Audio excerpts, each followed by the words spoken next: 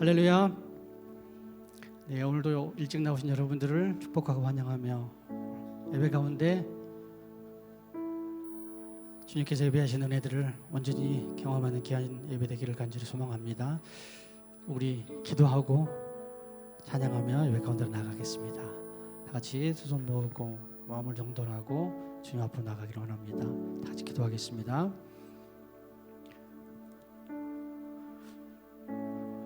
사랑하는 한 주간 동안 은혜로 지켜주시고 가장 선한 것으로 가장 좋은 것으로 우리를 인도하여 주시고 오늘도 변함없이 사랑하여 주셔서 귀한 예배 가운데로 불러주셔서 감사를 드립니다. 우리의 마음을 정결케 하시고 전심으로 주님을 바라며 예배 가운데로 나가기를 소망합니다. 우리의 마음을 다스려 주시옵소서. 은혜를 사모하며 예수 이름을 부를 때에 하나님 준비하신 은혜로 채워주시고 강권적으로 우리를 붙잡아 주시고 말씀 앞에 결단함으로 주님의 흔적들이 주님의 함께하심이 주님의 경험되어지기를 간절히 소망하며 예배 가운데로 나갑니다. 우리 찬양을 기뻐 받아주시고 주님께 연락되는 귀한 찬양 되기를 간절히 소망합니다. 찬양 가운데 하나님의 은혜로 부어주시고 주님의 능력이 주님의 나타나심이 경험되어지는 귀한 예배 되기를 간절히 소망합니다. 이 모든 말씀 예수님의 이름으로 기도합니다. 아멘.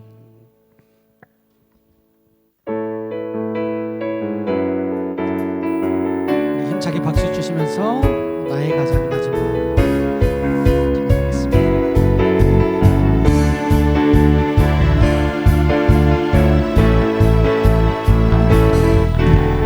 나의 가장 기뻐하시고 작은 일에 기쁨을 느끼게 하시는도다.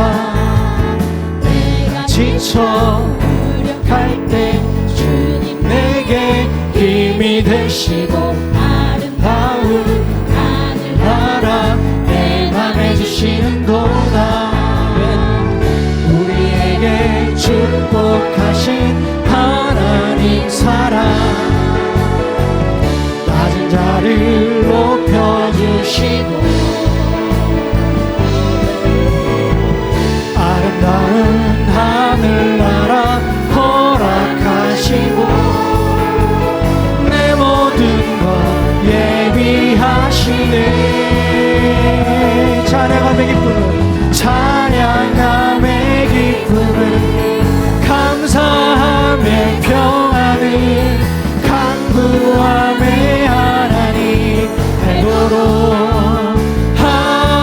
한 번 더 할까요? 찬양함의 기쁨은 찬양함의 기쁨은 감사함의 평안을 강구함의 하나님 알도록 하셔. 처음부터 할까요? 나의 가장 낮은 마음 나의 가장 낮은 마음 주님께서 기뻐하시고 작은 일에 큰 기쁨을 느끼게 하시는도다.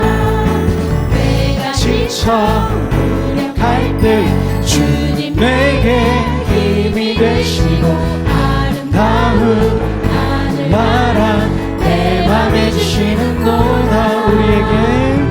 우리에게 축복하신 하나님 사랑 자를 높여주시고 아름다운 하늘나라 허락하시고 내 모든 것 예비하시네.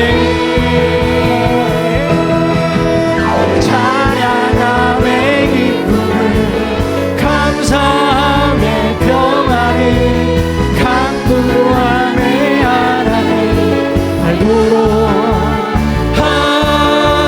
한 번 더요. 찬양함의 기쁨을 찬양함의 기쁨을 감사함의 평안을 강구함의 하나님 알도록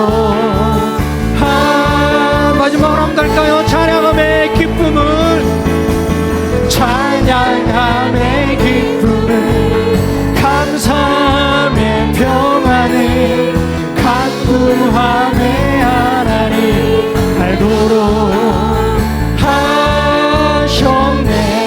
강 같은 평화, 내게 강 같은 평화, 내게 강 같은 평화, 내게 강 같은 평화가 넘치네. 내게 강 같은 평화, 내게 강 같은 평화, 내게 강 같은 평화가 넘치. 한 번 더. 내게 강 같은 평화, 내게 강 같은 평화, 내게 강 같은 평화, 내게 강 같은 평화가 넘치네. 내게 강 같은 평화, 내게 강 같은 평화, 내게 강 같은 평화가 넘치네. 저 바다보다도 더 높고 저 산과 하늘보다 더 높은 주님의 은혜가 이곳에 가득해. 살아계신 주 나의 하나님, 언제나 넘치는 주의 사랑으로 제 안에 가득히 넘쳐 흐르네. 다같이 내게 강 같은 평화, 내게 강 같은 평화, 내게 강 같은 평화, 내게 강 같은 평화가 넘치네. 내게 강 같은 평화, 내게 강 같은 평화, 내게 강 같은 평화가 넘치네. 처음부터 한번 해볼까요? 한 번 더. 저 바다보다도 더 넓고 저 산과 하늘보다 더 높은 주님의 은혜가 이곳에 가득해. 살아계신 주 나의 하나님, 언제나 넘치는 주의 사랑으로 내 안에 가득히 넘쳐 흐르네. 내게 강 같은 평화, 내게 강 같은 평화, 내게 강 같은 평화, 내게 강 같은 평화가 넘치네. 내게 강 같은 평화, 내게 강 같은 평화, 내게 강 같은 평화가 넘치네. 내게 샘솟는 기쁨, 내게 샘솟는 기쁨, 내게 샘솟는 기쁨, 내게 샘솟는 기쁨이 넘치네. 내게 샘솟는 기쁨, 내게 샘솟는 기쁨, 내게 샘솟는 기쁨이 넘치네. 내게 바다 같은 사랑, 내게 바다 같은 사랑, 내게 바다 같은 사랑, 내게 바다 같은 사랑이 넘치네. 내게 바다 같은 사랑, 내게 바다 같은 사랑, 내게 바다 같은 사랑이 넘쳐. 한 번 더. 내게 강 같은 평화. 우리 옆 사람을 보면서 내게 강 같은 평화. 우리 옆 사람의 얼굴에서 평화가 보이는지 한번 보시렵니까? 내게 강 같은 평화 넘치네. 내게 강 같은 평화, 내게 강 같은 평화, 내게 강 같은 평화, 내게 강 같은 평화가 넘. 내게 샘솟는 기쁨, 내게 샘솟는 기쁨, 내게 샘솟는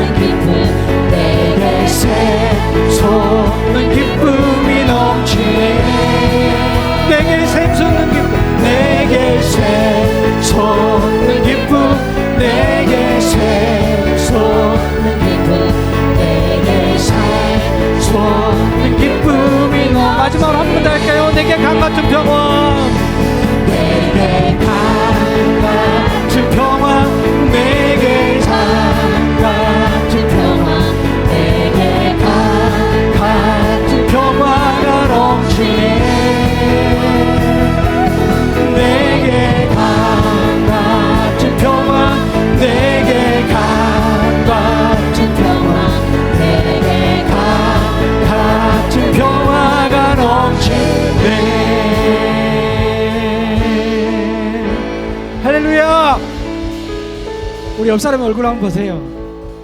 옆 사람 얼굴에서 평화가 보이시나요? 예, 기쁨이 보이십니까? 우리가 예수님과 함께 산다고 하지만 가진 근심 걱정을 다 안고 살아가는 것 같아요. 오늘 예배 자리에 나오신 여러분들도 아마 그런 분들도 계실 건데 예수님으로 인해서 평안을 얻었으면 좋겠습니다. 삶의 구석구석 곳곳에 주님을 초대해서 그 문제를 하나하나 해결해 주시는 주님과 함께 동행하며 삶을 살기를 간절히 소망합니다. 우리 예수 이름을 정말 간절히 불러보겠습니다. 주님, 내 삶 곳곳에 주님 찾아와 주셔서 함께 해주시고 주님이 주시는 그 평안 가운데 내가 살아가기를 원합니다. 고백하며 찬양하겠습니다.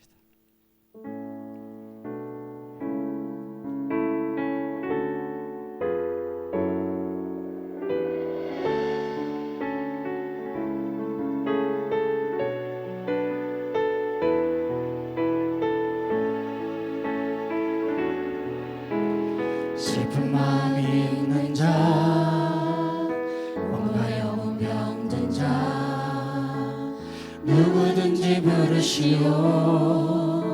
예수 이름 부르시오. 그 이름을 믿는 자, 그 이름을 부르는 자, 그가 어떤 사람이든 그는 구원 얻으리. 처음부터 한번 할까요? 슬픈 마음이 있는 자, 슬픈 마음이 있는 자, 몸과 영혼 병든 자, 누구든지 부르시오. 예수 이름 부르시오. 그 이름을 믿는 자, 그 이름을 부르는 자, 그가 어떤 사람이든 그는 구원 얻으리. 예수 예수 예수 예수, 오 능력의 그 이름 예수, 나 외쳐 부르네. 예수 예수 예수 예수, 오 구원의 그 이름 예수, 나 외쳐 부르네. 예수 그리스도. 은과 금 내게 없으나, 은과 금 내게 없으나, 나 가진 것 너에게 주니. 능력의 이름 예수라. 그 이름을 붙드시오. 그 이름을 믿는 자, 그 이름을 외치는 자, 그가 어떤 사람이든 그는 주의 영광 보리라. 예수 예수 예수 예수, 오 능력의 그 이름 예수, 나 외쳐 부르네. 예수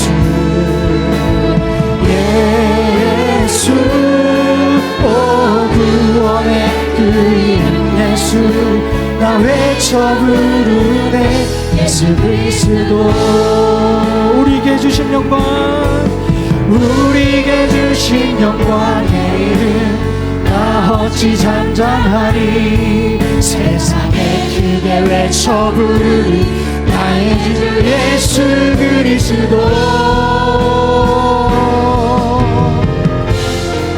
예수 예수 예수 예수, 오 능력의 그 이름 예수, 나 외쳐 부르네. 예수 예수, 오 구원의 그 이름 예수, 나 외쳐 한 번 더. 예수 예수 예수 예수, 오 능력의 그 이름 예수, 나 외쳐 부르네. 예수 예수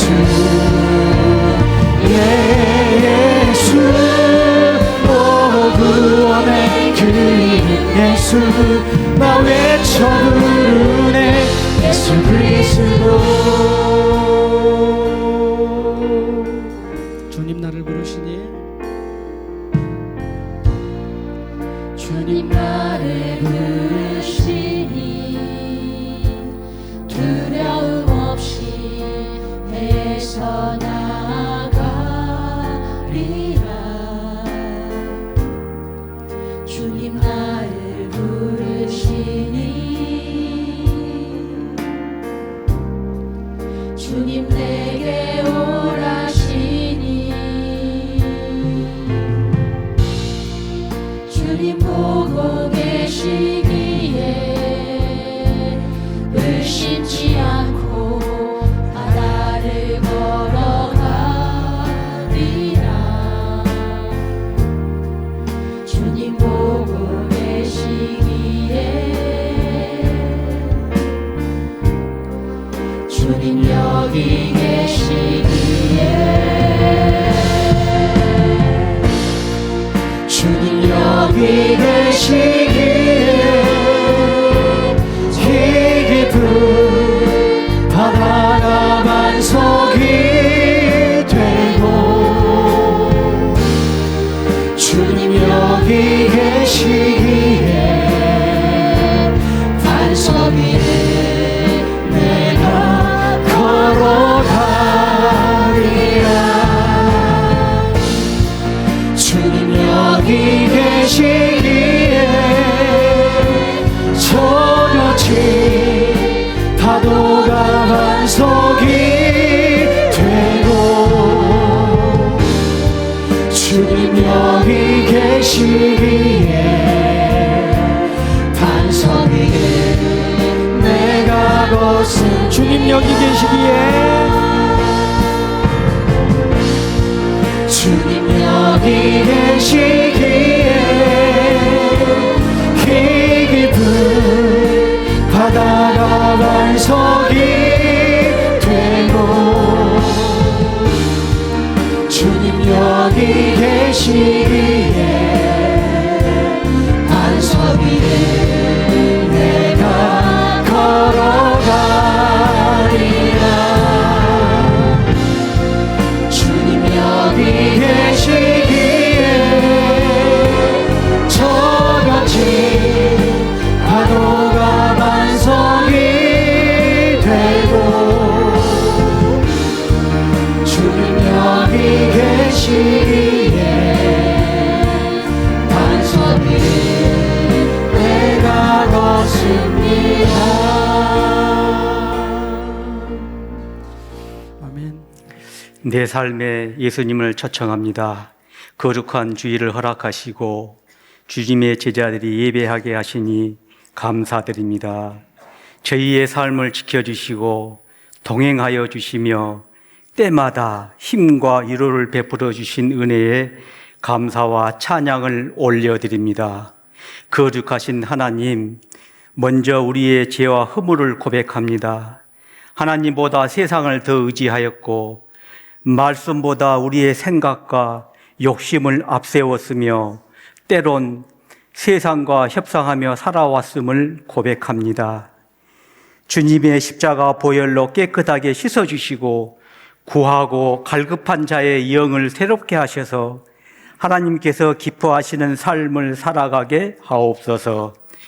우리의 예배가 살아계신 하나님을 만나는 은혜의 시간 되게 하시며 찬양과 기도와 말씀 가운데 성령께서 충만하게 임재하셔서 상한 심령은 위로받고 낙심한 영혼은 새 힘을 얻으며 믿음이 연약한 자들은 다시 일어서는 예배가 되게 하여 주옵소서.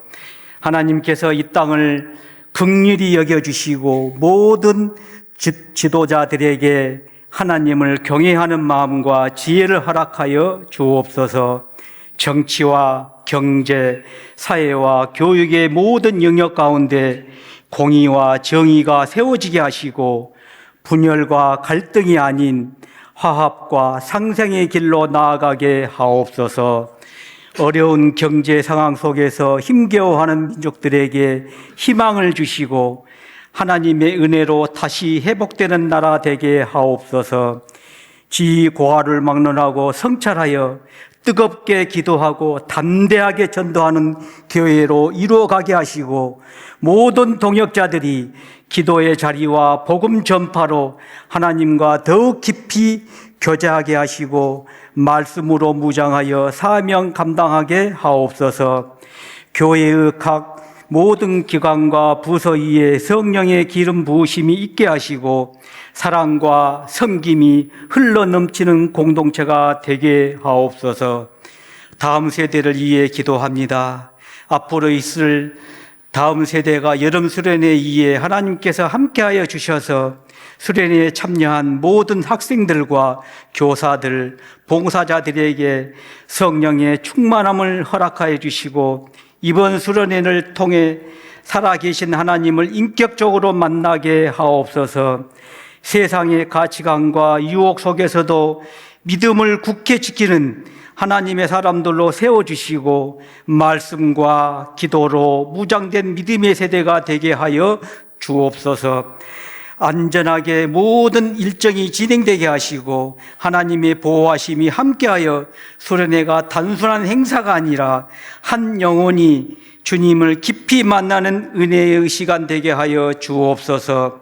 집에서와 병상에서 치료받고 있는 동역자들과 육신이 연약한 제자들을 고치시는 하나님을 만나게 하시고 의료진의 손길을 붙들어 주시며 모든 치료 과정 가운데 하나님께서 함께하여 주셔서 회복의 은혜를 부어 주옵소서.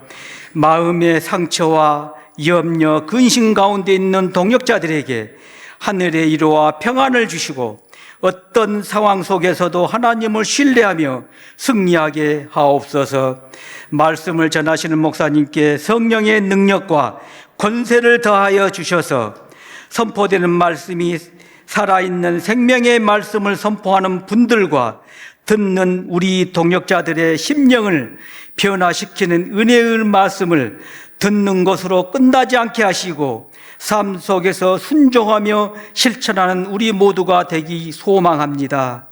찬양사역팀의 찬양을 받아 주옵소서. 우리를 구원하신 예수 그리스도의 이름으로 기도하옵나이다. 아멘. 신약성경 144쪽입니다. 요한복음 2장 1절부터 11절까지 말씀을 제가 받들어 읽겠습니다. 사흘째 되던 날 갈릴리 가나에 혼례가 있어 예수의 어머니도 거기 계시고 예수와 그 제자들도 혼례의 청함을 받았더니 포도주가 떨어진지라. 예수의 어머니가 예수에게 이르되 저들에게 포도주가 없다 하니 예수께서 이르시되 여자여 나와 무슨 상관이 있나이까? 내 때가 아직 이르지 아니하였나이다. 그의 어머니가 하인들에게 이르되 너희에게 무슨 말씀을 하시든지 그대로 하라 하니라. 거기에 유대인의 정결 예식을 따라 두세 통 드는 돌 항아리 6이 놓였는지라. 예수께서 그들에게 이르시되 항아리에 물을 채우라 하신즉 아기까지 채우니 이제는 떠서 연회장에게 갖다 주라 하심에 갖다 주었더니 연회장은 물로 된 포도주를 맛보고도 어디서 났는지 알지 못하되 물도 온 하인들은 알더라. 연회장이 신랑을 불러 말하되 사람마다 먼저 좋은 포도주를 내고 취한 후에 낮은 것을 내거늘 그들은 지금까지 좋은 포도주를 두었도다 하니라. 예수께서 이 첫 표적을 갈릴리 가나에서 행하여 그의 영광을 나타내심에 제자들이 그를 믿으니라. 아멘. 인사 한번 하겠습니다. 삶에 예수님을 초청하시기를 축복합니다. 내 삶에 예수님을 초청하라 라는 제목으로 말씀을 전하겠습니다. 갈릴리 가나라고 하는 곳에 혼례가 있었습니다. 신랑이 오늘 나오는데 신부는 나오지 않고 이름 없이 신랑만 나오는데 신랑이 이제 결혼식을 하니까 초청을 했겠죠. 하객들이 왔습니다. 그 안에 예수님의 어머니 마리아도 있었고 그리고 예수님과 또 그의 제자들이 함께 와 있었다고 합니다. 그런데 이제 난감한 일이 벌어졌습니다. 포도주가 떨어지게 된 겁니다. 신랑이 적게 준비를 한 것인지 아니면 온 사람들이 너무 맛있어서 많이 먹은 것인지 잘 모르겠지만 어쨌든 포도주가 떨어지는 상황이 벌어지게 된 거죠. 그럼 잔치집에 결혼식의 이 당시에 포도주가 떨어졌다고 하는 것은 매우 잔치를 부실하게 준비한 성의가 없는 사람들에게 오히려 좋은 일을 하려고 하다가 욕을 먹는 상황이 될 수 있는 그런 일이 벌어지게 된 거죠. 순천에 장례식 가면 뭐가 나와야 돼요? 전라도에는 홍어가 나와야 되잖아요, 홍어. 예. 이제 저도 이제 여기 와서 홍어를 먹고 이제 홍어를 배웠는데 홍어에 이제 중독이 되더라고요. 그래서 홍어가 없으면 너무너무 서운해요. 그래서 지난번에 그 진주에 장례식을 간 적이 있는데 경상남도잖아요. 홍어가 없는 거예요. 그래서 이제 뭐 먹고 나오긴 했는데 홍어가 없으니까 이게 먹은 것 같지도 않고 그런 마음이 들더라고요. 너무 서운하더라고요. 그러니까 있어야 될 음식이 없는 것은 굉장히 이제 분위기가 이제 좀 힘들어지는 거죠. 근데 뭐 홍어 정도가 아니고 이 혼례식에 포도주가 없다는 것은 정말 난감한 상황이 된 거죠. 근데 다행히도 예수님께서 개입하셔가지고 물로 포도주를 만드셨고 그리고 완전히 이제 이렇게 다운됐던 이 결혼식 분위기가 다시금 이렇게 확 올라오면서 기쁨이 이제 끝까지 가는 그런 일들이 있었습니다. 이것이 오늘 요한은 첫 번째 표적이라고 번호를 붙여놨어요. 첫 번째 표적이다 이렇게 했고 그 결과로 제자들이 예수님을 믿었다. 이게 이제 오늘 말씀의 내용입니다. 너무 잘 아시는 내용이죠. 여러분 오늘 말씀에서 가장 중요한 것이 무엇일까요? 저도 이게 참 간과하고 지나왔던 부분들인데 이제 포도주가 떨어진 상황 가운데서 예수님이 물로 포도주를 만드셨다. 또 종들이 그 말도 안 되는 예수님 말씀에 순종했다. 주님 때문에 하나님 나라의 잔치 분위기가 계속 유지가 되었다. 뭐 이런 쪽에 이제 초점을 뒀었는데 오늘 본문에서 가장 중요한 것은 그 모든 것이 아니고 예수님을 잔치에 초청했다는 사실입니다. 이걸 간과하고 있었어요. 왜 간과를 했는가 생각해 보니까 당연하다고 생각하잖아요. 당연한 것이 아닌데 여러분들의 삶에 예수님은 당연히 계십니까? 예수님 당연히 계세요? 그렇지 않잖아요. 그러니까 당연하다고 생각한 거죠. 근데 제일 중요한 것이 예수님을 혼인잔치에 초청하던 거라더라고요. 이게 제일 중요한 일입니다. 나머지 것은 초청했기 때문에 일어난 일들이에요. 초청하지 않았다면 그냥 파장으로 끝난 거예요, 결혼식은.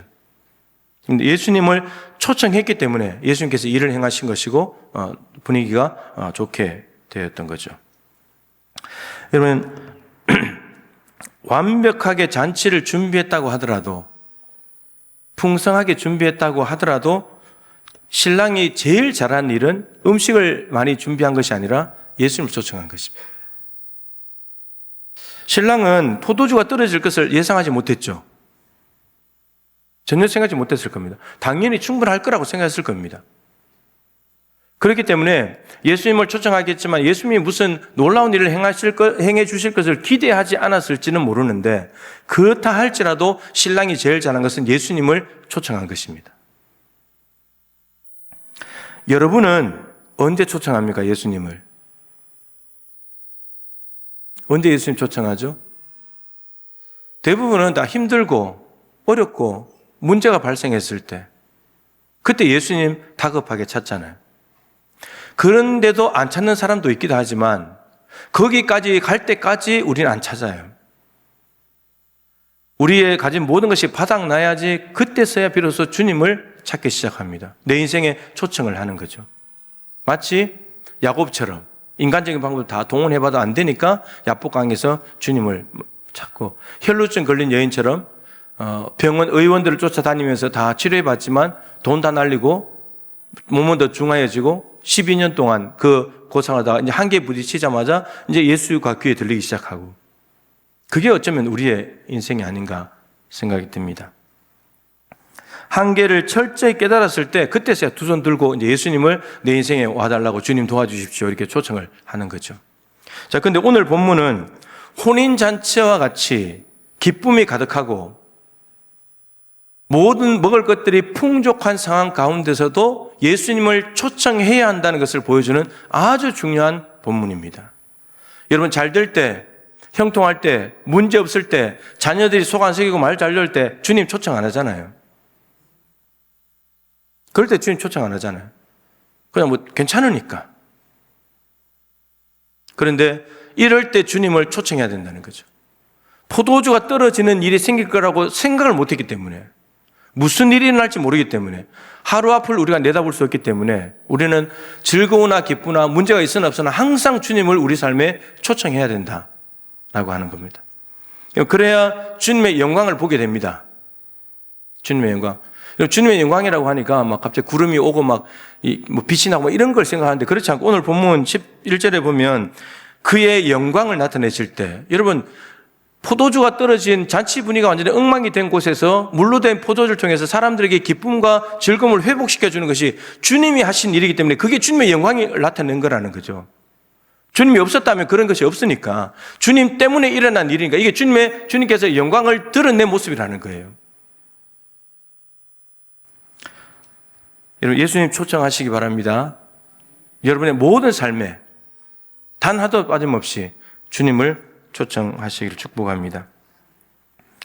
자, 오늘 본문에 나오는 혼인잔치는 비록 이 갈릴리 가나에서 이루어진 혼인잔치지만 하나님 나라에서 계시록 19장에 어린 양의 혼인잔치가 나옵니다. 어린 양, 예수님께서 신랑 되시면서 그분을 믿었던 우리 믿는 사람들이 신부가 되어서 하나님 나라 잔치를 누리게 되는 그 엄청나게 귀한 모습이 나오는데, 그 하나님 나라 잔치를 미리 앞당겨서 이 땅에서 경험하는 거예요. 그런데 이 앞당겨서 경험하는 잔치는 예수님께서 어린 양으로서 하나님 나라에 계셨기 때문에 하나님 나라의 혼인잔치가 된 것처럼 이 땅에서도 앞당겨 경험하려면 반드시 주님이 계셔야 됩니다. 주님이 주시는 잔치이고 주님이 함께 있을 때만 일어나는 잔치이기 때문에 하나님 나라에 예수님이 없다, 혼인잔치가 될 수가 없어요. 예수님 계시기 때문에 가능하다면 이 땅에서도 미리 경험할 수 있는 방법은 우리의 삶의 자리가 어떻든지 간에 포도주가 떨어진 이런 어려움에 처한 자리를 할지라도 예수님을 초청하면 그곳이 하나님 나라 잔치의 기쁨을 누리는 곳이 된다는 겁니다. 예수님 초청해야죠, 당연히. 예수님 없이는 안 되는 일이니까. 누구나 부러워할 만한 것들을 많이 가지고 있고 많이 얻고, 그렇다고 해서 하나님 나라의 기쁨을 누리는 게 아닙니다. 하나님 나라의 기쁨은 하나님이 계셔야만 합니다. 제가 두 사람을 이야기할 텐데 누가 하나님 나라의 기쁨을 누리며 사는 사람인지를 이야기해 보십시오. 다윗과 솔로몬입니다. 다윗은 골리앗을 죽인 것 때문에 사울에 의해서 10년 동안에 도망 다니는 삶을 삽니다. 동굴에도 가고 광야에도 가고, 사울만 나타났다면 도망가야 되고, 자기 나라에서 못 살아서 이스라엘 옆에 있는 블레셋까지 도망을 가야 되고, 침을 질질 흘리면서 그런 삶을 살아야 되고, 힘든 일을 당하면 함께 데리고 살고 책임졌던 그 사람들이 다윗을 죽이려고 하고, 압살롬이 아들이 반역을 하고 형제 간에 성폭행을 하고, 이런 일들이 다윗에게 일어났습니다. 반면에 솔로몬은 엄청난 부귀 영화를 누린 사람이죠. 금그릇 다 금이고, 하루에도 고기를 엄청나게 많이 먹고, 지혜를 듣기 위해서 많은 주변의 사람들이 재물을 잔뜩 싸가지고 오고, 부러울 것이 하나 없는 왕궁에 살고, 보기만 해도 입맛 쩍 벌어지는 그런 곳에 살고, 부인은 또 1000명이나 되고. 여러분, 누가 하나님 나라의 기쁨을 누린 것 같습니까? 이렇게 보면 솔로몬인 것 같잖아요. 그죠? 솔로몬이 하나님 나라의 기쁨을 누린 것 같잖아요. 그런데 솔로몬이 전도서에서 뭐라고 고백합니까? 헛되고 헛되며 헛되고 헛되니 모든 것이 헛되도다. 아니, 누가 봐도 부러워할 만한 거고 누가 봐도 하나님 나라의 기쁨을 누리는 사람 같은데, 근데 헛되다는 것입니다. 근데 반면에 다윗은 누가 봐도 하나님 나라의 기쁨을 못 누리고 사는 비참하고 불쌍한 인생 같은데, 다윗은 뭐라 그러냐? 여호와는 나의 목자시니 내게 부족함이 없으리로다. 부족함이 없었던 솔로몬은 헛되다고 말하고, 부족함이 많았던 다윗은 부족함이 없다고 말하고. 여러분, 이 두 사람의 결정적인 차이가 뭡니까? 하나님이 있냐는 거예요.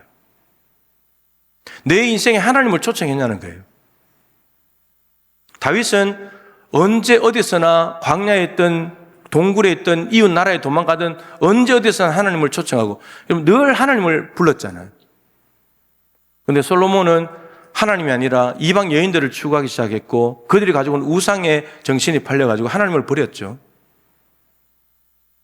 그러니까 솔로몬이 나중에 고백하는 겁니다. 하나님 없으니까 다른 거 다 했어도 헛되더라. 예수님을 자기 인생에 초청했다가 잘못된 사람이 있습니까? 성경에는 얼마나 많습니까? 인생이 오히려 달라졌잖아요. 노아도 달라지고 에녹도 달라지고 모세, 여호수아, 아브라함, 이삭, 야곱, 요셉 말할 것도 없고 베드로, 바울 다 달라졌잖아요. 예수님을 만나가지고 예수님을 인생에 초청하든지 아니면 자기 인생에 찾아온 예수님을 믿음으로 받아들이든지 간에 어쨌든 예수님과 연합이 되면 너무나 다른 인생을 살아가더라는 거죠. 근데 예수님 없이 살다가 망한 인생이 얼마나 많습니까? 사울, 임금님은 뭐합니까? 하나님의 인생이 없는데. 고라 자손들 성막에서 봉사하는 엄청난 하나님의 은혜를 입은 사람들인데 제사장 아론 그 자리를 욕심냈다가 나도 제사장 할래 그랬다가 가족들이 다 죽었잖아요. 하나님 없는 인생. 성막에서 봉사하면 뭐합니까? 하나님 없는 인생인데. 바리새인들 아무리 율법을 쫓아다니고 하나님 잘 믿는다고 말하면 뭐합니까? 인생에 하나님이 없는데 실제로.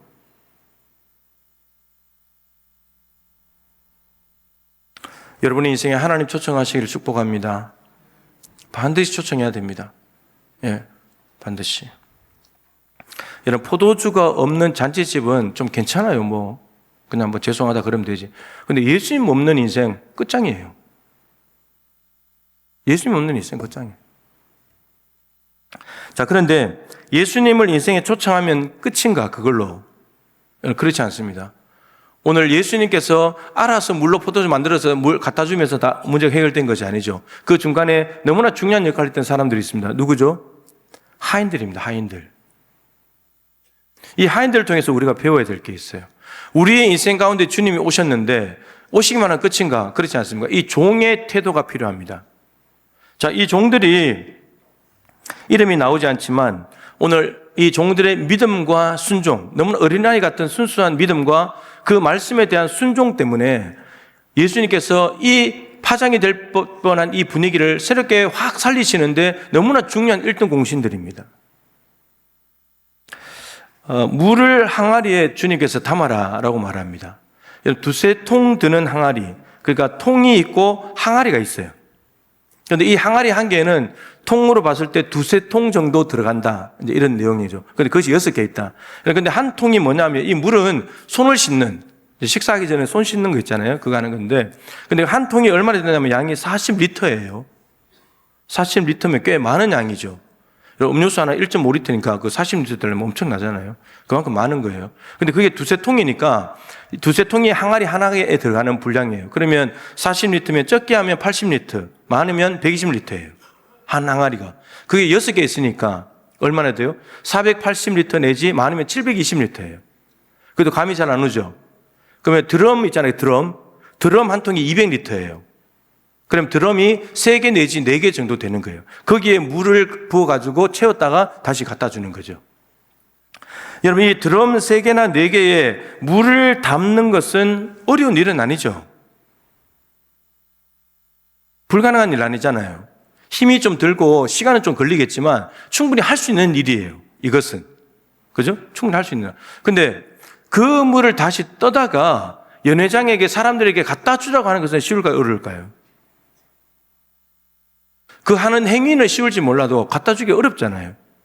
여러분, 지금 포도주가 떨어진 상황인데 물을 항아리에 잠시 담았다가 갖다 주는 것 뿐인데 그게 가다가 화학적인 변화가 일어나지 않는 한 포도주가 될 수가 없는 건데, 근데 종들은 알잖아요. 이거 물인데 이거 그대로 갖다 주면 어떻게 될지 뻔히 아는데, 근데 이걸 갖다 주는 일이 쉬운 일이 아니잖아요. 근데 이걸 갖다 준다는 거예요. 여러분 같으면 갖다 줬을까요? 그래서 맛보고 이거 물인데 이러면 포도주라고 우겨가면서 막 포도주 그냥 드시라고 그렇게 하지는 않을 거잖아요. 힘든 일인 거예요, 이게. 물을 담는 것은 얼마나 할 수 있는 일이지만 이걸 갖다 준다, 포도주가 떨어져서 지금 잔치 분위기가 엉망인데 이 물을 갖다 준다, 이게 쉬운 일이 아닌 거예요, 이게. 그런데 놀랍게도 이 하인들이 마리아가 미리 무슨 말씀을 하시는데 그대로 해라는 말씀도 미리 해놓기도 했지만 그건 마리아의 말인 거지. 그런데 정말 예수님께서 물을 담아라, 갖다 줘라, 묻지도 따지지도 않고 그대로 순종해버립니다. 여러분, 이 종들의 태도를 주목해야 됩니다. 여러분, 이 종들 하인들은 신분이 하인이죠. 그런데 하인이 정말 하인처럼 살아요. 근데 우리는 하인이 아니죠. 우리는 하나님의 자녀죠. 근데 우리가 배워야 될 것은 이 종들의 태도예요. 하나님의 자녀지만 종과 같은 태도로 살아야 된다는 거예요. 주님을 인생에 초청했다면. 여러분, 종들에게 있어서 예수님은 누구예요? 종들의 입장에서 예수님은 주인도 아니죠. 손님이지. 예수님은 손님으로 오신 거잖아요. 종들에게 있어서 하인들에게 주인은 누구예요? 종들에게 주인은 신랑이잖아요, 신랑. 그런데 지금 신랑이 실제 주인의 신랑은 아무것도 못하고 있고, 오히려 손님으로 오신 예수님께서 이 일을 하신데, 종들이 손님으로 오신 예수님을 정말 주인처럼 모시면서 그분 말에 순종하고 있다는 거예요. 이 태도가 중요하다, 이 태도가.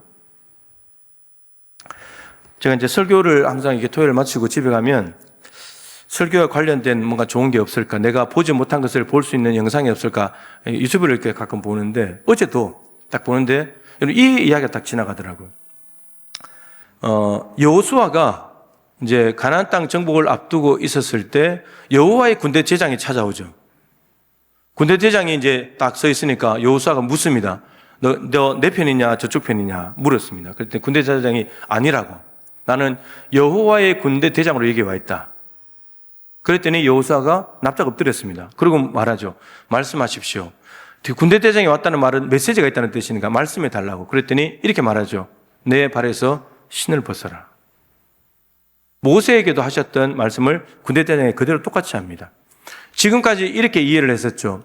신발은 무엇인가를 신고 보호를 받으면서 바닥에 있는 날카로운 것들 보호받으면서 어디로 가는 거죠. 이제 가나안 전쟁을 수행하러 가는, 네가 신발을 신고 갈 건데 그 가나안 전쟁을 수행하러 가는 일과 방향은 네가 정하는 것이 아니라 나한테 넘겨야 된다. 이렇게 이해를 했죠. 근데 이걸 좀 더 이제 오늘 본문과 맞게 정말 설명을 하더라고요. 이렇게 말하더라고요. 여러분, 이 신발을 벗는 일들은 유대인들은 너무 쉽게 알아듣는 말이죠. 자기들의 삶에 관련된 일이니까. 근데 유대인들 중에서 여러분 신발을 신지 않고 다니는 사람들이 있대요. 그게 누구냐? 종들이래요. 종들은 신발을 신지 않대요. 따라서 지금 군대 대장이 여호수아에게 뭘 요구하냐면, 너는 이스라엘 백성들이 이끌고 갈 지도자이지만 신발 벗고 종처럼 하나님께 순종해야 된다고. 지도자지만 종의 자세를 가져야 된다고. 지도자이기 때문에 마음대로 하는 것이 아니라 신발을 벗고 주님 어디로 갈까요? 어떻게 할까요? 하나님께 묻고 가는 사람이 되어야 된다고. 여러분, 오늘 이 종의 모습들이 신발을 벗고 주님께서 말씀하시는데 토달지 않고 예 알겠습니다 하고 순종하는 종들이 되었습니다. 여러분, 우리가 하나님의 백성이고 하나님의 자녀지만 우리의 삶의 태도는 종이 되어야 된다는 거예요. 예수님을 초청하는 순간에 예수님은 우리의 주인입니다. 여러분께는 예수님이 주인입니까? 아니면 손님입니까? 주인이라고 말하겠죠, 당연히. 근데 손님인 분들이 많습니다. 여러분, 가룟 유다가 예수님을 주인으로 모셨을까요? 예수님 손님으로 생각했을까요? 12 제자 안에 있었습니다. 예수님과 3년 동안 말씀 듣고 함께 지냈죠. 그런데 가룟 유다의 관심은 오직 돈밖에 없었습니다. 12 제자단 안에서 회계를 맡고 있었기 때문에. 그래서 마리아가 향유를 부었을 때 그걸 왜 허비하냐고, 300데나리온에 팔면 되는데, 여러분 그걸 팔아서 300데나리온을 금고에 넣어놔야 자기가 마음대로 뺏을 수 있으니까. 그래서 은삼십에 예수님 팔아버리잖아요. 여러분, 가룟 유다에게 예수님은 손님이에요. 식당에서 마치 들어오는 손님, 내 밥 한 그릇 반찬을 팔아주는, 내 음식을 팔아주는 손님인 거죠. 나 돈벌이를 내주는 손님인 거예요. 주인이 아니에요. 12 제자 안에 있다고 예수님이 주인이고 12 제자 밖에 있다고 예수님이 손님인 게 아니에요. 제자 안에 있지만 예수님을 손님처럼 대할 수 있다는 거죠. 종이 아니에요. 제자가 아니에요. 가룟 유다는.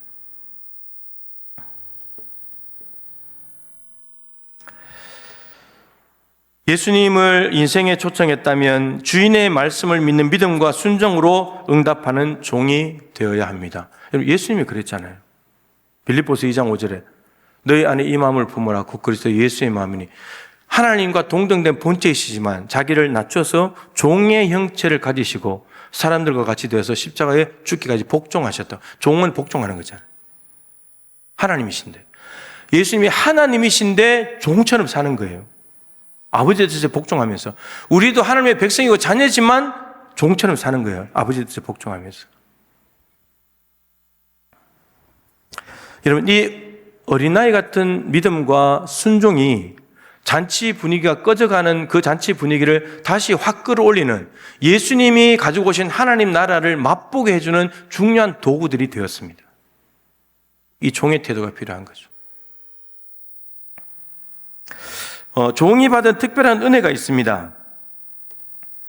오늘 본문 그 9절에 보면 연회장은 물로 된 포도주를 맛보고도 어디서 났는지 알지 못하되 물도온 하인들은 알더라. 여러분, 이 종이 받은 특별한 은혜가 뭐냐면 예수님이 행하시는 일, 하나님 나라의 잔치를 미리 보여주신 이 일을 아는 사람이 유일하게 이 종들입니다. 신랑도 있었고 하객들도 있었고 연회장도 있었지만 그 누구도 그들이 그 장소에 있었지만 포도주를 맛보았지만 이 포도주의 출처를 알지 못하는 거예요. 맛은 보면서도. 누구만 아느냐? 하인들만 아나요. 하인들이 믿음으로 순종한 사람들이거든요. 여러분, 예수님은 이런 사람들과 동력해서 하나님 나라의 기쁨을 이루어가기를 원하십니다. 우리가 그 사람이 돼야 되는 거죠. 우리가 그 사람. 그리고 이 종들의 믿음과 순종 때문에 잔치집에 모인 모든 사람들이 하나님 나라의 기쁨을 누리는 사람들이 되었습니다. 이 종 때문에 된 거죠. 여러분, 저는 여러분들이 믿음과 순종으로 여러분들이 속한 공동체에 사서 여러분 때문에, 여러분 한 사람의 믿음과 순종 때문에 여러분들이 속한 공동체에 하나님 나라의 기쁨이 퍼져갔으면 좋겠습니다. 완전히 분위기가 꺼졌는데 다시금 일어나는 일이 여러분 통해서 일어났으면 좋겠습니다. 실제 하나님께서 우리를 먼저 부르신 이유가 그거죠. 교회를 세우신 것도 마찬가지고 동부교회가 여기에 있음으로 해서 주변의 중앙동, 동해동의 사람들이 하나님 나라를 알게 되는 것. 그것 때문에 우리를 부르셨다는 거예요. 그런데 우리에게 믿음과 순종이 필요하다라는 거죠. 종은 참 그리스도인이 누구이고 어떻게 살아야 하는지를 보여주는 모델입니다. 이게 참 그리스도인입니다. 예수님이 하나님 나라를 이루어 가시기 위해서 하나님이 동력하신 사람은 종의 영성을 가진 사람입니다. 종의 영성. 주인이 말씀하시면 예, 알겠습니다. 그냥 따라가는. 이 종의 영성을 가진 사람이 하나님은 필요하다는 거죠. 여러분이 예수님을 인생에 초청하셔서 하나님 나라를 누리고 계십니까? 누리지 못한다면 점검해야죠. 내가 예수님을 손님이나 들러리처럼 생각하고 있는 것은 아닌가? 그분이 하신 말씀에 대해서 손님이 뭔데 말을 해? 내가 알아서 할 건데 이렇게 하면서 하나님의 말씀이 내 삶에 개입하는 것을 막고 있는 것은 아닌가? 그러면 여러분 하나님 나라는 누리지 못하게 되는 거죠. 하인들이 손님이신 예수님을 마치 주인의 말씀처럼 받아들였다는 것을 기억해야 합니다. 그럴 때 인생이 바뀌는 거죠. 마지막으로 주목할 것은 오늘 이 요한이 이 이야기를 기록하는 뒤에 예수님께서 행하신 첫 번째 표적이라고 말했습니다. 번호를 붙여놨는데 표적은 두 번째까지만 나옵니다. 그리고 세 번째, 네 번째가 없습니다. 그러나 표적은 요한복음 안에 너무너무 많습니다. 4장에 가면 며칠 지나고 나는데 동일한 장소 갈릴리 가나에서 왕의 신하의 아들이 병이 들었는데 그 신하가 예수님을 찾아옵니다. 예수님께 내 아들을 좀 고쳐달라 그랬더니 이제 말씀으로 고칩니다. 가라, 네 아들이 나았다. 근데 정말 그 말씀만 듣고 혼자 집에 갔는데 정말 나았습니다. 이 두 번째 표적입니다. 여기는 번호가 붙여있어요. 두 번째 표적이라고. 세 번째는 5장에 38년 된, 나면서부터 한 번도 걸어본 적이 없는 베데스다 연못가에 38년 된 병자가 있습니다. 그 병자는 예수님이 먼저 오셨죠. 왕의 신하는 오늘 보면 신랑이 초청하고 예수님을, 왕의 신하도 예수님께 찾아가 예수님을 초청한 것이고, 베데스다 연못가에 38년 된 병자는 예수님이 먼저 오셨습니다. 근데 믿음으로 이 예수님을 붙잡았습니다. 38년 동안 단 한 번도 걸어보지 못한 사람이 자리를 들고 걸어가기 시작했습니다. 새로운 삶을 살기 시작한 거죠. 6장에 가면 오병이어 기적이 나옵니다. 오병이어를 가지고 2만 명이 배부르게 먹고 남은 것, 그 사건이 나옵니다. 예수님께서 먼저 이들에게 베푸신 은혜죠. 9장에 가면 나면서부터 앞을 보지 못하는 사람 이야기가 나옵니다. 그래서 진흙을 발라 이겨서 실로암에 가서 씻고 와라. 그때 씻고 와서 나았습니다. 예수님께서 먼저 이 사람의 삶에 개입을 하신 거죠. 그 믿음으로 반응했을 때 하나님 나라가 열리게 되었습니다. 11장에는 나사로 사건이 나옵니다. 죽었다가 나흘이 지나서 냄새가 풀풀 나는데 무덤 문을 옮겨놓으라고 하시고 나사로를 불러내서 부활시키신 예수님의 이야기가 나옵니다. 마르다와 마리아가 예수님을 초청한 거죠. 살아있을 때 초청했고 실제로 오셨을 때는 믿음이 없었지만 예수님의 무덤가에 가셔서 예수님의 영광을 드러내셨습니다. 여러분, 이 많은 표적들이 요한복음 안에 있습니다. 근데 이 표적을 적어 놓은 이유를 요한은 요한복음 20장 30절 31절에서 밝히고 있습니다. 이 표적들 외에도 너무나 많은 표적이 있는데 이 표적만 적어 놓은 것은 이 표적만으로 충분하다. 뭐가 충분하냐? 이 표적을 보이신 이유가 뭐냐면 예수가, 이 표적을 행하신 예수가 하나님의 아들 그리스도라는 것을 믿게 하기 위해서 인간 예수가 이러한 일들을 행하셨는데 이 일을 행하신 분이 그리스도, 메시아, 우리의 죄를 사하시는 구원자라는 것을 믿게 하기 위해서 이런 일들을 행하셨다는 겁니다. 그리고 믿고 그 이름을 힘입어 생명, 영생을 얻게 하기 위해서. 그러니까 여러분, 표적을 행하시는 것은 표적, 신기한 일이 목적이 아니라 메시지가 있다는 겁니다. 알아차려야 될 사실이 따로 있다는 거죠. 따라서 예수님이 그리스도라는 것을 알아차리게 하기 위해서 표적을 행하신 겁니다. 그러니까 본질은 메시지를 붙잡아야 되는 거죠. 신기한 일이 아니라.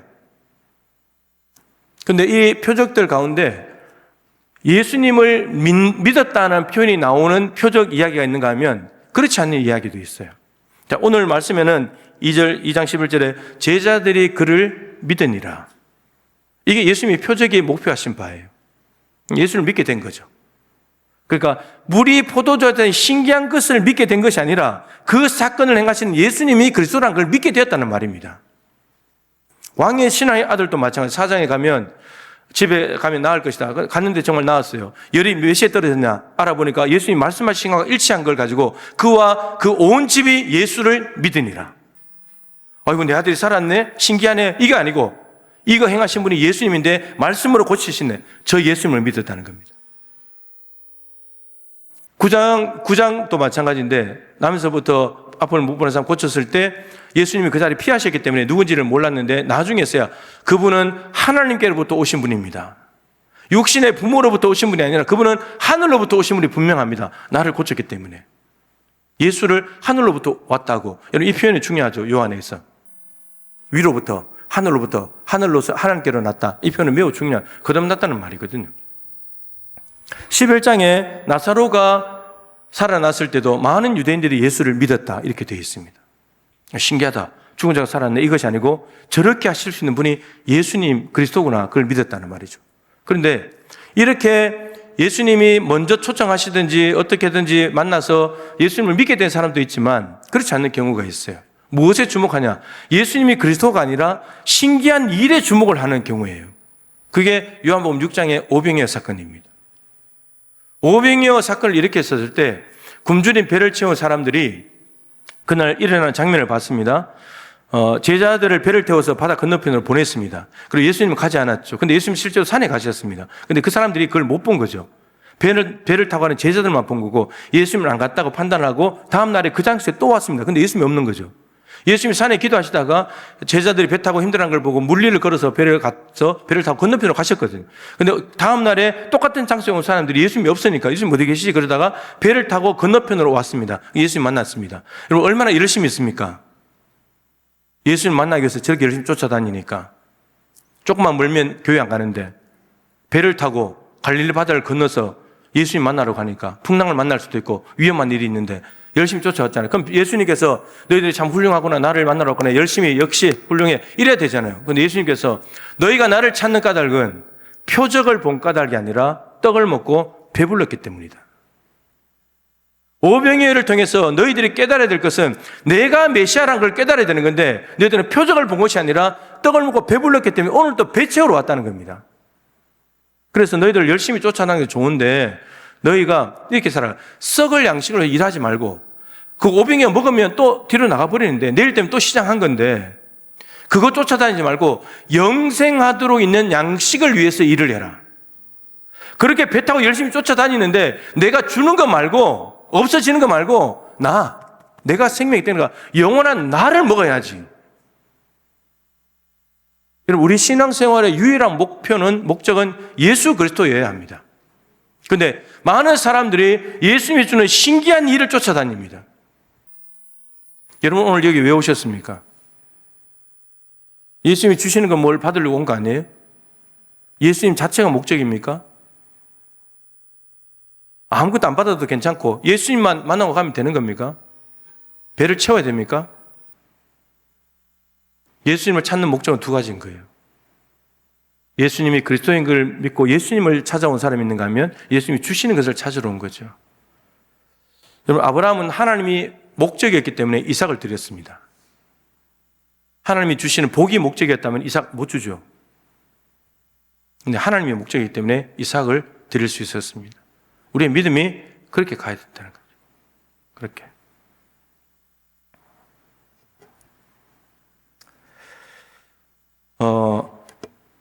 여러분도 하나님 체험을 해보신 적이 있죠? 뭐 아프다가 병이 낫는다든지 문제가 해결된다든지 자녀들의 길이 막혔다가 열렸다든지 하나님께서 개입하셔가지고 하신 일죠. 근데 여러분 그걸 통해서 우리가 주목해야 될 것은 하나님이에요. 하나님. 제가 예전에 한번 말씀드린 적이 있습니다만 1부 때는 제가 얘기 안 했는데 청년 시절에 청년들이 정말 뜨겁게 기도할 때였는데 청년 한 명이 청년 회장했던 그 몸이 좀 불편한 청년이 귀신이 들어갔어요. 어쨌든 생략하고 기도의 시간에 금요 기도의 시간에 기도해서 귀신을 쫓아냈어요. 그런데 우리가 앉아서 무슨 이야기를 했냐? 귀신이 어떻게 움직이려고 했다, 내가 마음이 어땠다 이런 걸 얘기하는 거죠. 그런데 분위기가 안 좋아지는 거예요. 그래서 우리가 깨달은 것이 하나님을 찬양해야 되는데 귀신을 쫓아내신 하나님을 주목해야 되는데 하나님이 귀신을 쫓아내는데 귀신이 어떻게 하다 나갔는지 어디서 어떻게 나갔는지 누가 두려워했는지 이런 걸 이야기하고 있더라고요. 우리가 한 이야기들을 우리가 이루고 있다는 거예요.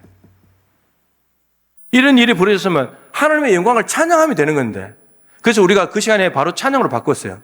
보혈 찬양하고 승리하신 주님 찬양하고 그러니까 또 분위기가 좋아지고 기쁨이 충만해지는 거죠. 여러분 예수님이 신앙생활의 유일한 목적이 되어야 합니다. 여러분 주일 오실 때 하나님 때문에 오셔야 됩니다. 하나님 때문에. 시편 16편 8절에 이런 말씀이 있습니다. 내가 여호와를 항상 내 앞에 모시며 하나님 나는 하나님을 항상 내 앞에 모시고 싶습니다. 내 앞에 초청하고 싶습니다. 그가 내 오른편에 계심으로 내가 흔들리지 아니하리로다. 다윗이 어디를 도망다니고 어디를 피해가고 아무리 힘든 삶을 만나도 항상 하나님을 내 앞에 모시며 나는 하나님 보고 살겠습니다. 하나님이 계시니까 나는 흔들리지 않을 겁니다. 예수님이 필요 없는 인생은 아무도 없습니다. 모두가 연약하니까, 그리고 모두가 죄인이니까 예수가 반드시 필요합니다. 누구든지 어떤 상황과 형편에 있든지 예수님을 자기 삶에 초청해야 합니다. 초청하셔야 합니다. 초청 어떻게 하냐? 쉽습니다. 주님, 내 삶에 와주십시오. 제 마음에 와주십시오. 이 상황 가운데 와주십시오. 나를 불쌍히 여겨주십시오. 나를 도와주십시오. 그러면 됩니다. 그러면 주님께서는 기다렸다는 듯이 가십니다. 기다렸다는 듯이. 예수님께서 다니시는 곳에는 항상 병자들, 문둥병자들, 안진뱅이들, 중풍병자, 죄인들 엄청나게 오잖아요. 근데 다 초청하시면 다 가세요. 초청하시면 간다니까요, 주님이.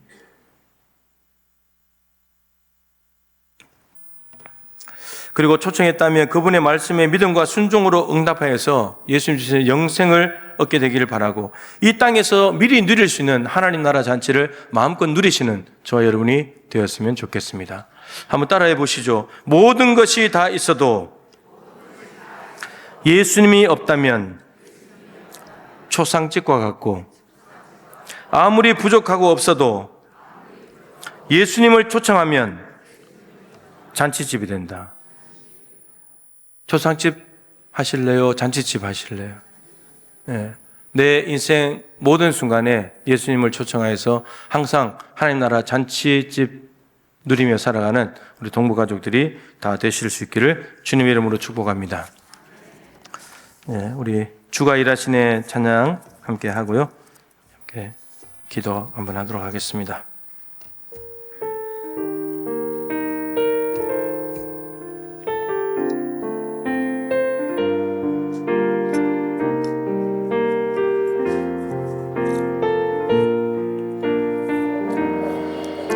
날이 저물어 갈 때 빈들에서 걸을 때 그때가 하나님의 때 내 힘으로 안 될 때 빈손으로 걸을 때 내가 고백해 여호와 주가 일하시네 주가 일하시네 주가 일하시네 주께 아끼지 않는 자에게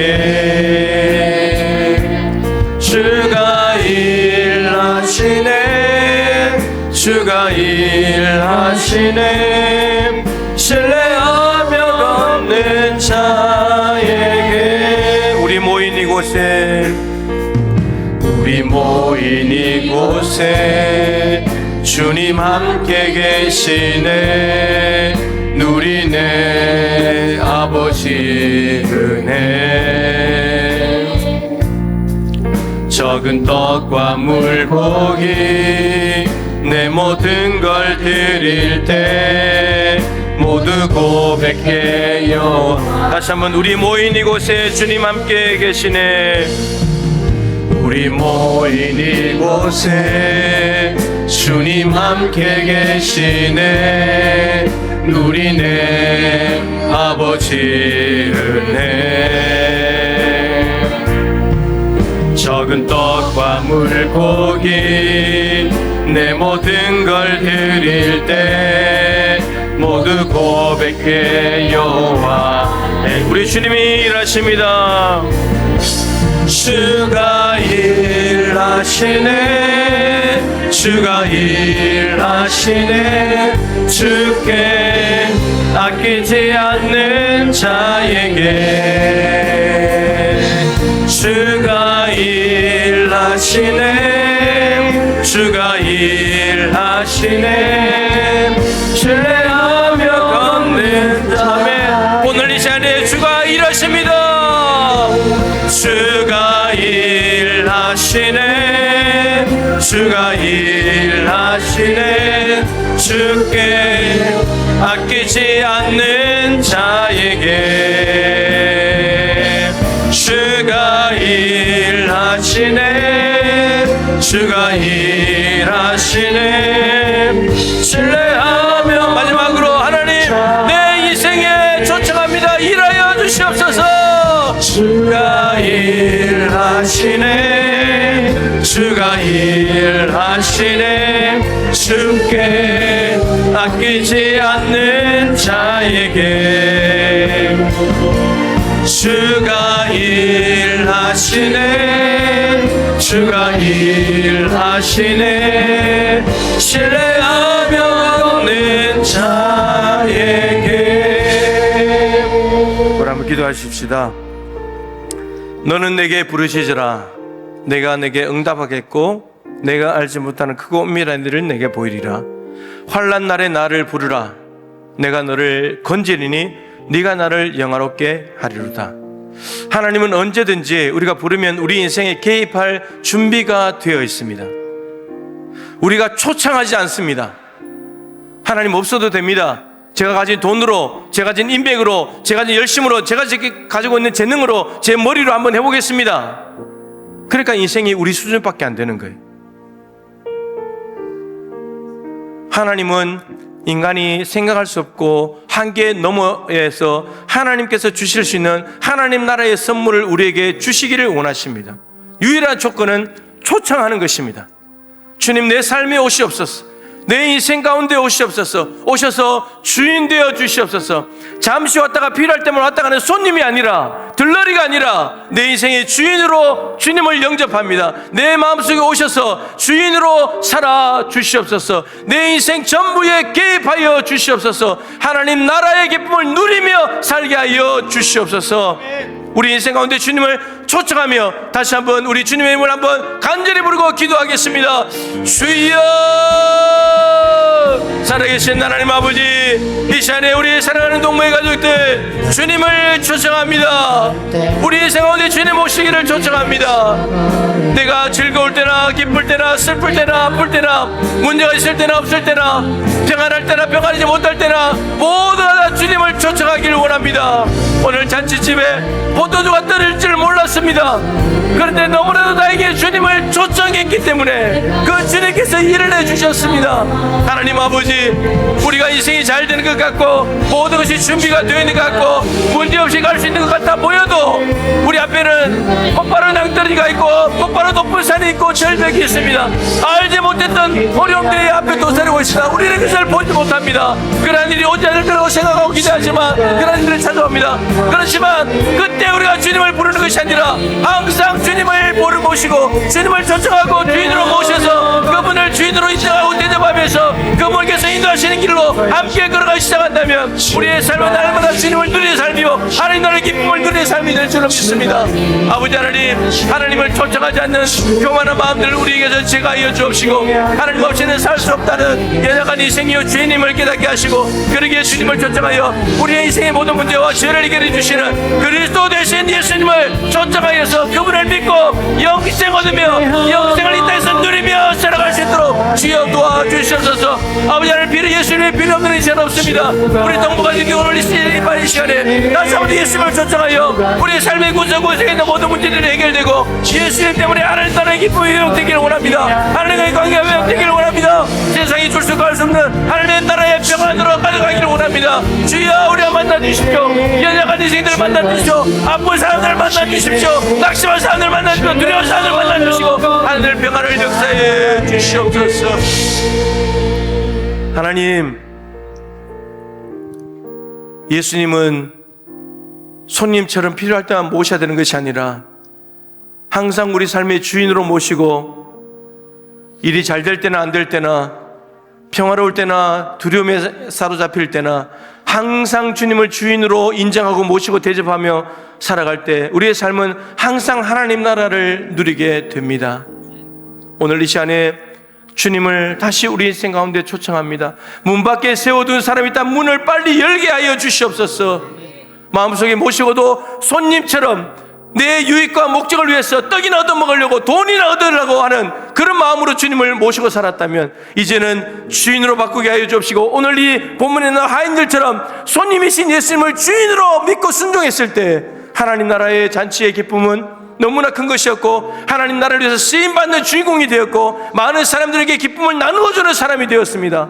주님, 우리도 이와 같은 하인들의 정신과 태도를 가지고 살아감으로 말미암아 우리가 살아가는 모든 삶의 자리마다 우리 동부가족을 통해서 하나님 나라가 퍼져나갈 수 있도록 도와주시옵소서. 하나님 나라의 기쁨을 전해주는 사람이 되게 하여 주옵소서. 우리 삶의 모든 영역 속에 주님 주인으로 좌정하여 주시옵소서.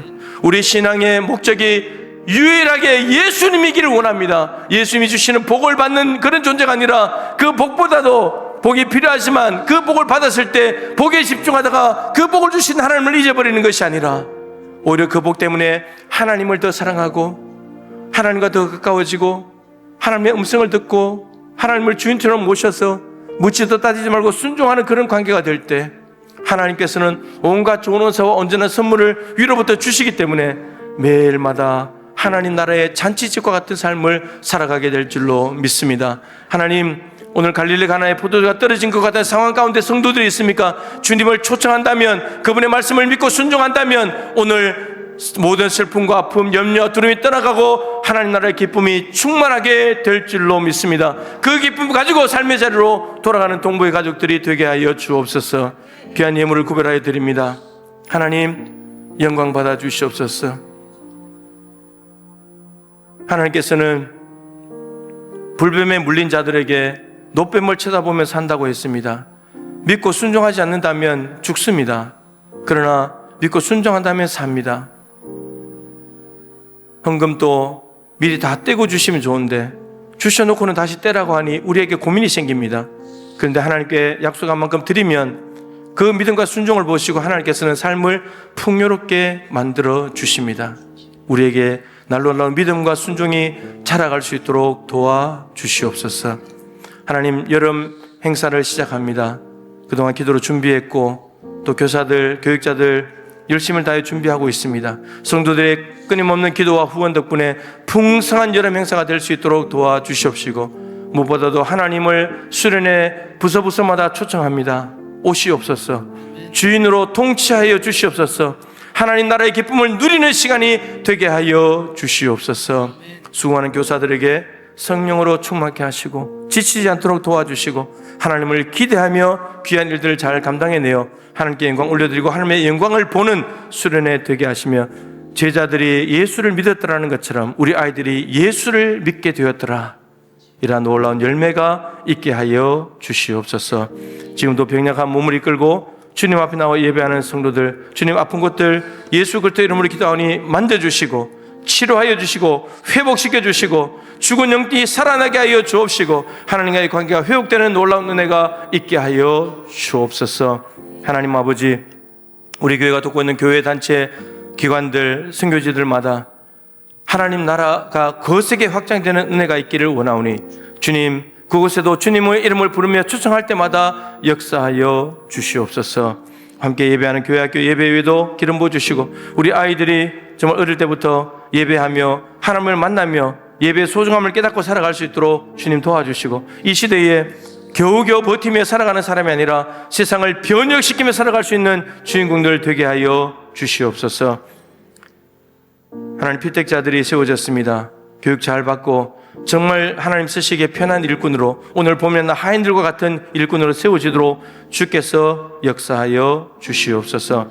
교회 여름에 진행되는 모든 일정 위에 하나님께서 개입하시고 8월 8일 수련회 마치는 그날까지 함께하여 주옵소서. 슬픔을 당한 가정을 위로하시고 우리 자녀들이 올해 결혼을 많이 하게 될 터인데 준비하고 있습니다. 기도로 잘 준비하고 그 예식에 주님을 초청하고 준비 과정에 초청하고 또 결혼하여 살아가는 가정에 초청하여서 무엇을 하든지 하나님 나라를 누리며 살아가는 복된 자녀들, 가정, 양가, 부모님들 되게 하여 주옵소서.